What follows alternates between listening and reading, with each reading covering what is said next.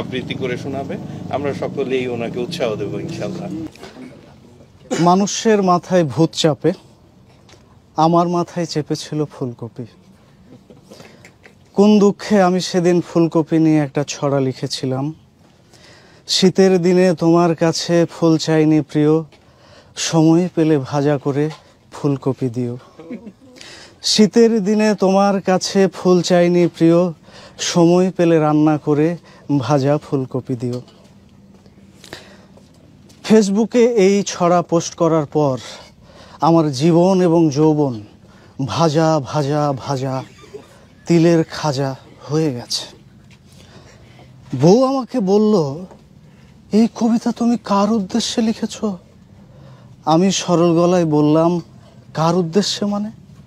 এরপর বউ আমাকে একগাদা প্রশ্ন করলো, সব মিলিয়ে প্রায় 5 প্রশ্ন। সব কয়টা প্রশ্ন আমার মনে নেই, অল্প কয়েকটা মনে আছে। যেমন ধরুন, প্রথম লাইনে একটা শব্দ আছে প্রিয়। কে তোমার প্রিয়? কে তোমাকে ফুল দেয়? দিনে কয়বার দেয়? কেন দেয়? কিভাবে দেয়? কোথায় দেয়?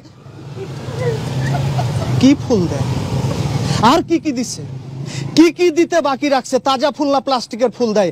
কার কাছে তুমি এই শীতে ফুলের বদলে ফুলকপি চাইছো? হ্যাঁ, এত কিছু থাকতে ফুলকপি চাইতে গেলে কেন? কেন? আরে কাঁচা ফুলকপি না চেয়ে তুমি রান্না করা ফুলকপি কেন চাইলে? কেন চাইলে? অন্য কোনো মেয়ে কেন তোমার জন্য ফুলকপি রান্না করবে? হ্যাঁ, ঘরের রান্না মুখে রোচে না? না, ঘরের রান্না মুখে রোচে না। আরে ফুলকপি মানে কি শুধু সবজি ফুলকপি না? এর অন্য কোনো গোপন অর্থ আছে? গোপন অর্থ আছে। সারা জীবন ফুলকপি খেয়েও স্বাদ মেটে না। না, কবে তোমার পেট ভরবে? আর কত ফুলকপি চাও?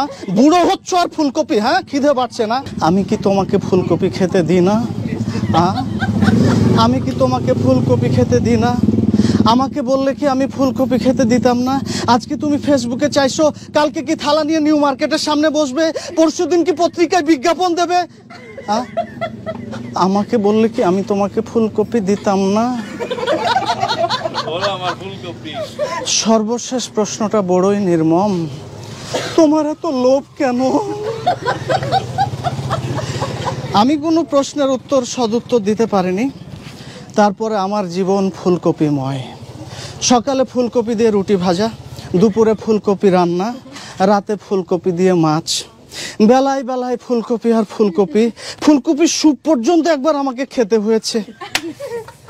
বিশ্বাস করেন, গত 1 সপ্তাহে আমি যে পরিমাণে ফুলকপি খেয়েছি, মাটিও মানুষের উপস্থাপক জনাব সিরাজ সাহেবও তার গোটা জীবনে, বিশ্বাস করেন, এতগুলা ফুলকপি দেখেওনি। খুব সাহস করে, দৃঢ়তার সাথে, আত্মবিশ্বাস নিয়ে বললাম, বউ, মিতু 1 কাপ চা দিবে আদা দিয়ে, সর্দি লেগেছে। হ্যাঁ। মিতু পাথর মুখ করে চা বানাতে গেল। আমি ভয়ে ভয়ে থাকি, না জানি আদার বদলে ফুলকপি দিয়ে দিবে। সে খুব শান্তশিষ্টভাবে লাস্যময় হিসেবে আদা দিয়ে চা নিয়ে আসলো। আমি খুব হাস্যভাবে তার সামনে গেলাম আদা চা নিব। বললাম, দাঁড়াও দাঁড়াও দাঁড়াও, খালি পেটে চা খেতে নেই, ফুলকপির বড়া ভেজেছি, ওটা খেয়ে তারপরে চা খেও। আর একটা প্রশ্ন, তুমি বলো তো সত্যি করে, আমাকে ছাড়া তুমি জীবনে আর কত ফুলকপি খেয়েছো? এই আমাকে ছাড়া আর কত মেয়ে তোমাকে ফুলকপি দিয়েছে? শেষ।